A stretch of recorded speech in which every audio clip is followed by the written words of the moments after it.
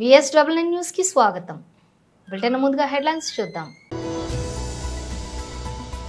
మాజీ మంత్రి గుంటూరు జిల్లా వైఎస్ఆర్సీపీ అధ్యక్షులు అంబటి రాంబాబు ప్రెస్ మీట్.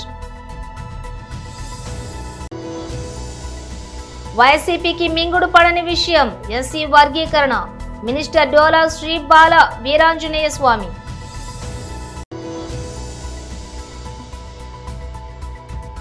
అసెంబ్లీలో మాట్లాడుతున్న బీఆర్ఎస్ ఎమ్మెల్యే పాడి కౌశిక్ రెడ్డి. తెలంగాణకు ₹1 బీహార్కేమో ₹6 రేవంత్ రెడ్డి.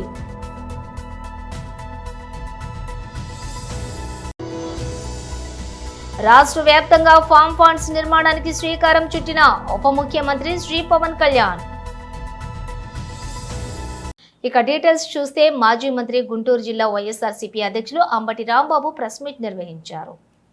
పాల్గొమని చెప్పిన తర్వాత వారు ఈ శాసనసభ సమావేశాలు చాలా అడ్డగోలుగా పరస్పరం డబ్బా కొట్టుకునే విధంగాను కూటమిలో ఒకరినొకరు పొగుడుకునే కార్యక్రమాలు తప్ప రెండేది లేదు. శాసనసభకు ప్రతిపక్షం వస్తే మేము సరిగ్గా సమాధానాలు చెప్పలేము, చర్చలో పాల్గొలేము అనేటువంటి భయంతో ప్రధాన ప్రతిపక్షం రాకోకుండా, ప్రధాన ప్రతిపక్ష హోదా ఇవ్వకపోతే రాకోకుండా పోతారనేటువంటి ఉద్దేశంతో వ్యవహరించినటువంటి సందర్భాలు ఉన్నాయి. ఈ సందర్భం వలన టోటల్గా శాసనసభ సమావేశాలంటేనే ఆంధ్ర రాష్ట్రంలో లేదా దేశంలో అసలు చర్చ ఏం జరుగుతుంది, అడిగిన ప్రశ్నలకు ఏం సమాధానం చెప్తారు, ఏ వాస్తవాలు బయటకు వస్తాయి అనేటువంటి ఉద్దేశంతో ఉత్కంఠతో రాష్ట్రంలో ఉన్నటువంటి ప్రజానీకం టీవీలో లైవ్లు చూస్తారు. అసలు ఒక లైవ్ని చూసినటువంటి సందర్భమే ఈ శాసనసభకు లేకపోవటం చాలా దురదృష్టకరం. దానికి ప్రధానమైనటువంటి కారణం ప్రతిపక్షం లేకపోవటం, ప్రతిపక్షాన్ని గుర్తించకపోవటం అని ఈ సందర్భంగా నేను చెప్పదలుచుకున్నాను. ఒకటే ఒంటెందు పోకర్లాగా పోతూ వచ్చారు. వారిని వారు పొగుడుకోవటం, కూటమిలో ఒకరినొకరు పోడుకునేటటువంటి కార్యక్రమాలు చేయటం తప్ప మరొకటేమీ కనిపించలేదు. ఇక ఇది ఇలా ఉంటే ఒకసారి కాస్త ఆ కౌన్సిల్ వైపు చూస్తే నాకు తెలిసి కౌన్సిల్ని పెద్దగా ఎవరు కూడా పట్టించుకోరు. శాసనసభ జరుగుతున్నప్పుడు శాసనసభనే లైవ్లో చూస్తారు, కౌన్సిల్ పెద్ద పట్టించుకోరు. ఇవాళ శాసనసభను చూడటం మానేశారు, కౌన్సిల్ని చూస్తున్నారు. కౌన్సిల్లో జరుగుతున్న చర్చని అందరూ గమనించేటటువంటి ప్రయత్నం చేశారు. దీనికి ప్రధానమైన కారణం ఏమిటంటే కౌన్సిల్లో ప్రధాన ప్రతిపక్షం బ్రహ్మాండంగా యాక్ట్ చేసింది. వారు ఏదైతే తప్పులు చేస్తున్నారో ఆ తప్పులన్నింటినీ కూడా ఎత్తి చూపించేటటువంటి కార్యక్రమం శాసన మండలిలో చేయటం జరిగిందని మనవి చేస్తున్నాం. ఒకటి కాదు, రెండు కాదు, అనేక ప్రశ్నలకు శాసనసభలోనూ శాసన మండలిలోనూ అడిగినటువంటి ప్రశ్నలకు వారు సమాధానాలు చెప్పడం ద్వారా కొన్ని విషయాలు చాలా బహిర్గతమయ్యాయి. మీరు చూశారు కదా, అసలు తెలుగుదేశం కూటమి అధికారంలోకి వచ్చిన దగ్గర నుంచి జగన్మోహన్ రెడ్డి గారి మీద, వైఎస్ఆర్ కాంగ్రెస్ పార్టీ మీద బురద జల్లే కార్యక్రమం, అప్రతిష్ట పాలు చేసే కార్యక్రమం చేస్తూ ఉన్నారు. చాలా చిత్రం ఏంటంటే అప్పుల విషయంలో మాత్రం చాలా బ్రహ్మాండంగా ఈ శాసనసభ సమావేశాల్లో దొరికిపోయారు. చంద్రబాబు నాయుడు గారు అధికారంలోకి రాగానే ఏమన్నాడంటే జూలై 10వ తారీఖున ముఖ్యమంత్రి గారు ఒక రివ్యూ చేశాడు. రివ్యూ చేసినప్పుడు 14 లక్షల కోట్ల అప్పులు ఉన్నాయి ఈ రాష్ట్రంలో అని లీకులు ఇచ్చాడు. వైసీపీకి మింగుడు పడని విషయం ఎస్సీ వర్గీకరణ. మినిస్టర్ డోలా శ్రీ బాల వీరాంజనేయ స్వామి. అధ్యక్ష,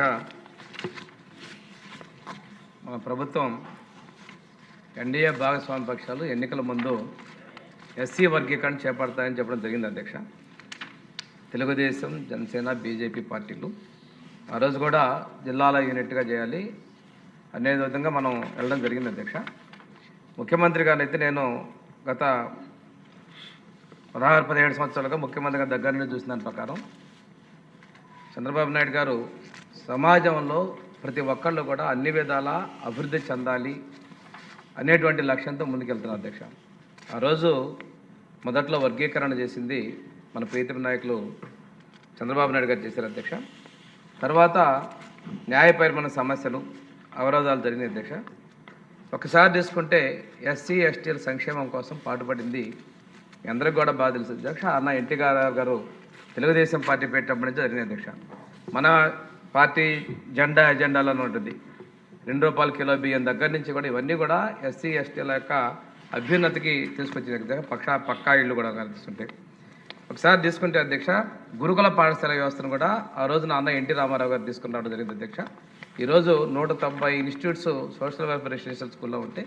అదేవిధంగా ఎస్టీ బీసీ మైనార్టీలో కూడా ఈ ఇన్స్టిట్యూట్స్ వచ్చి ఈ వర్గాల ప్రజలు ఉన్నత విద్యను అభ్యసించేందుకు మంచి నాణ్యమైన విద్య ఇచ్చేందుకు దోహదపడుతుంది అధ్యక్ష.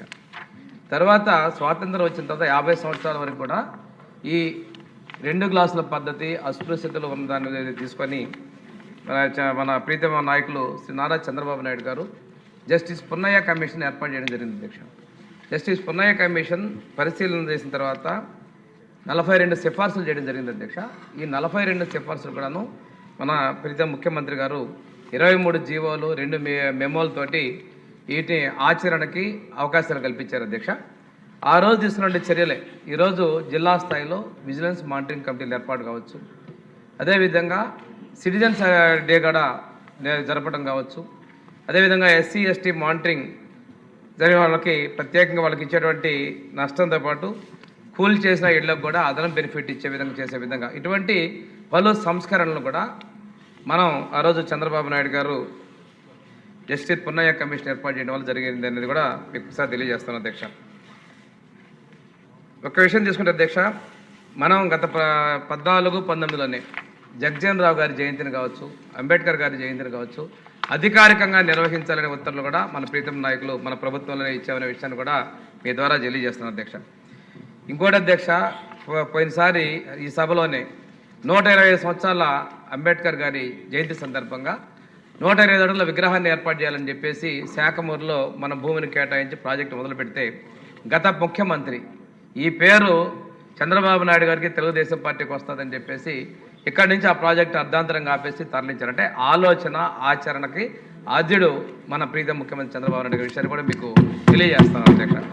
ఇక్కడ ఇంకొక విషయం ఏంటంటే అధ్యక్ష, ప్రమోషన్స్లో కూడా ఎస్సీలకి ఎస్టీలకి రిజర్వేషన్ అవకాశాన్ని కూడా మనకి మన చంద్రబాబు నాయుడు గారు మన ప్రభుత్వంలోనే అది కల్పించడం కూడా జరిగిందనే విషయాన్ని అసెంబ్లీలో మాట్లాడుతున్న బీఆర్ఎస్ ఎమ్మెల్యే పాడి కౌశిక్ రెడ్డి. సీతక్క గారు ఇంతకుముందు అన్నారు అధ్యక్ష, హుజురాబాద్ లో నువ్వు ఎంత తిరిగినావో వస్తావు రా అని. నేను ఆ సవాల్ని నేను స్వీకరిస్తున్నా అధ్యక్ష. తను ఎప్పుడు రమ్మంటే నేను హుజురాబాద్ కౌశిక్ రెడ్డి గారు సీతక్క అక్క లాంటిది కాదు, అందరికి అక్కనే, కానీ నువ్వు సబ్జెక్ట్లోకి వెళ్ళిపో. ఇంకొకటి లాస్ట్ అక్క, ఒక్కటి సార్, ఎందుకంటే అది ఒక్క నిమిషం అక్క. ఇంకొకటి కూడా అన్నారు సీతక్క గారు. ఏమన్నారు అధ్యక్ష, ఇలా కౌశిక్ రెడ్డి గారి లైఫ్ స్టైల్ డిఫరెంట్, నా లైఫ్ స్టైల్ డిఫరెంట్ అని అన్నారు. ఎస్ కరెక్ట్ అధ్యక్ష, వారు చెప్పింది కరెక్ట్, నేను ఏకీభవిస్తున్నా. డాక్టర్ వైఎస్ రాజశేఖర్ రెడ్డి గారు ముఖ్యమంత్రిగా ఉంటున్న 5 ఎకరాల ఇళ్లలో తనుంటుర్రు, నేను చిన్న 500 గజాలలో నేనుంటున్నా అధ్యక్ష.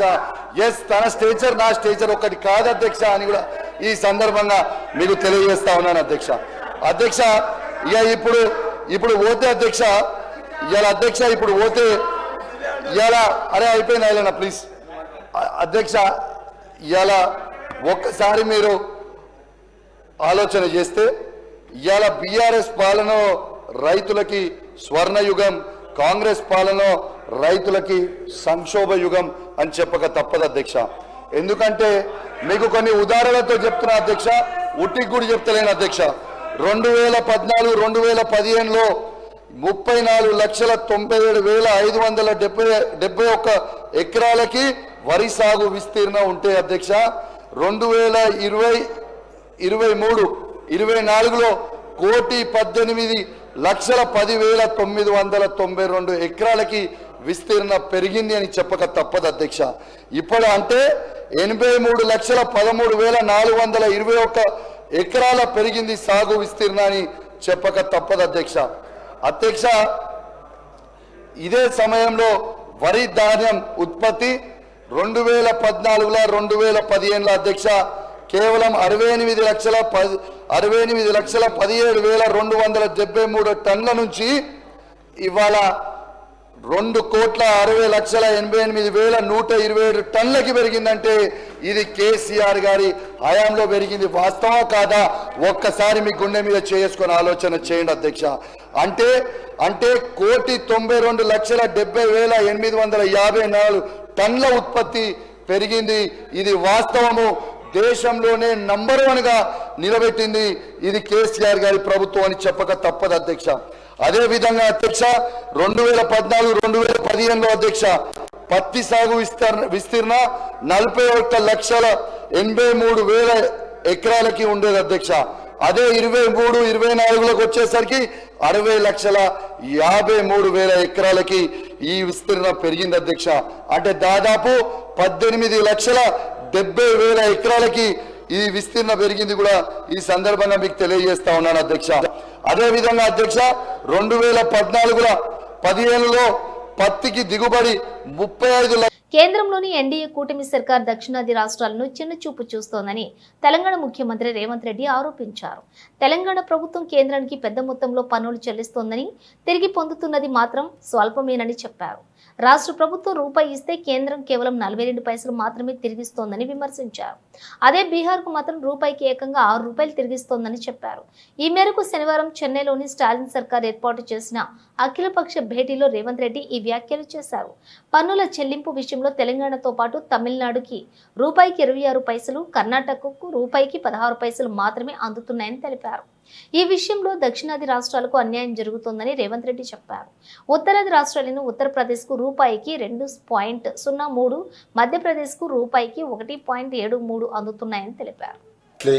I express my special appreciation for Tamil Nadu Chief Minister Thiru Stalin for bringing all of us together on this platform. We have shared a detailed note on our views on delimitation. We seek unity in South Indian states to fight jointly, as well Punjab. I will briefly summarize my point. Today, we have a big challenge facing the country. BJP is implementing a policy of